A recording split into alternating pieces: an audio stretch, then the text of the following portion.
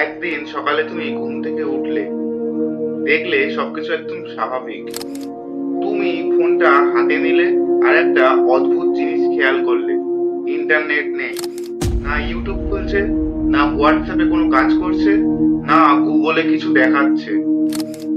প্রথমে তুমি ভাবলে এটা হয়তো কোনো সাময়িক সমস্যা, কিন্তু এটা যদি সারা পৃথিবীতে হয়? প্রথম 1 ঘন্টায় মানুষ এটাকে সিরিয়াসলি নেবে না। সবাই ভাববে নেটওয়ার্ক চলে গেছে, একটু পরে ঠিক হয়ে যাবে। 6 ঘন্টা পার হতেই সমস্যা শুরু হবে। ব্যাংকের সার্ভার বন্ধ, অনলাইনে পেমেন্ট বন্ধ, অফিসের কাজও থেমে গেছে।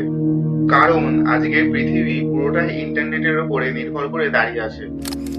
24 ঘন্টা পর পরিস্থিতি ভয়ঙ্কর হয়ে উঠবে। এয়ারপোর্টে ফ্লাইট দেরি, ট্রেন সিস্টেমে সমস্যা, হাসপাতালের ডেটা অ্যাক্সেস করা যাচ্ছে না। মানুষ বুঝতে শুরু করবে এটা শুধু নেট নেই না, এটা বড় একটা বিপর্যয়। 3 দিন পর মানুষ প্যানিক শুরু করবে, কারণ টাকা তুলতে পারছে না, কারোর কোনো খবর পাচ্ছে না, পরিবারের সঙ্গে যোগাযোগ নেই। কিন্তু ভয়ঙ্কর ব্যাপারটা কি জানো?